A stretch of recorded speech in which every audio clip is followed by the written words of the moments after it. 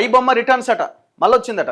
ఒరియమ్మ మొత్తం పెద్ద సినిమా చేస్తారు దీని మీద, అసలు ఆపేసినాము, లోపలేసినాము, ఆయన ఎవరు ఐబొమ్మ రవి అని ఆయన అరెస్ట్ చేసి అసలు ఇక అసలు లేకుండా చేసినాము, పైరసీ లేకుండా చేసినామంటే మళ్ళీ నిన్న కనబడ్డదట వెబ్సైట్.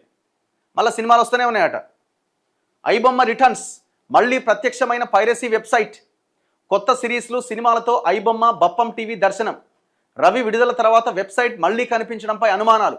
మూవీ రూల్స్లో కూడా స్ట్రీమింగ్ అవుతున్న సినిమాలు ఇది ఆపడం కష్టమండి. ఇవాళ టెక్నాలజీ పెరిగింది, మంచికి ఎంత వాడుతున్నారో చెడుకు కూడా అంతే వాడుతున్నారు. అసలు ఈ ఫస్ట్ మీరు ఫోకస్ చేయాల్సింది దీని మీద ఫోకస్ చేసి పైరసీని ఆపాలనుకుంటే కుదరని పని అది. అది ఒకరు ఐబొమ్మ కాకపోతే ఇంకో బొమ్మ వస్తుందని ఇప్పుడు మేము ఎప్పుడో చెప్పినాం. మీరు అది ఆపలేరు నాయన. మీరు ఫస్ట్ ఆయన మీద ఫోకస్ చేయడం కంటే అసలు సినిమాలు పైరసీకి వైపు ఎందుకు వెళ్తున్నారు? క్వాలిటీ లేని పైరసీ సీడీని ఎందుకు చూడాలనుకుంటున్నారు జనం?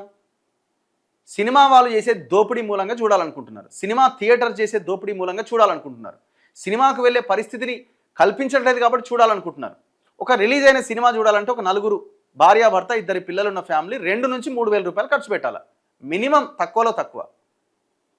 ఎవరు పెట్టగలుగుతారు అంతా? కొంతమంది ఏమో ఓటీటీలో వస్తుంది అనుకునే వాళ్ళు కొంతమంది అయితే, ఇగో ఇట్లాంటి ఐబొమ్మలు వీటిని ఆశ్రయించే వాళ్ళు చాలామంది. కాబట్టి మీరు దాన్ని ఆపలేరు. ప్రజలు ఈ ఐబొమ్మ రవిని అరెస్ట్ చేసినప్పుడు ఎందుకంత జనాలు ఆయనకు సపోర్ట్గా నిలబడ్డారు? ఎట్లా అరెస్ట్ చేస్తారు? మీరు ఫస్ట్ దేని మీద ఫోకస్ చేయాలా? సినిమా దోపిడీని ఆపండి అని అన్నారు కదా.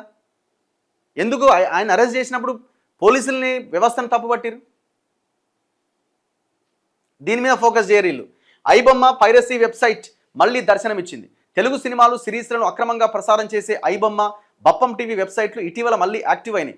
ఐబొమ్మ రవి అరెస్ట్తో కొన్ని నెలలుగా యాక్సెస్ లేకుండా ఉన్న ఈ సైట్లు తాజాగా కొత్త డొమైన్లతో తిరిగి అందుబాటులోకి వచ్చాయి. అదే సమయంలో మరో పైరసీ వెబ్సైట్ మూవీ రూల్స్ కూడా యాక్టివ్ అయింది. దీంతో ఇటీవల విడుదలైన కొత్త తెలుగు సినిమాలు గాయపడ్డ సింహం, ఇట్స్ ఓకే గురు, సరదా, పాపం ప్రతాప్ వంటి తెలుగు సినిమాలతో పాటు తమిళ సినిమాలు, వెబ్ సిరీస్లు దర్శనమిస్తున్నాయి. దీంతో సినిమా నిర్మాతలు, డిస్ట్రిబ్యూటర్లు, ఓటీటీ సంస్థల్లో తీవ్రమైన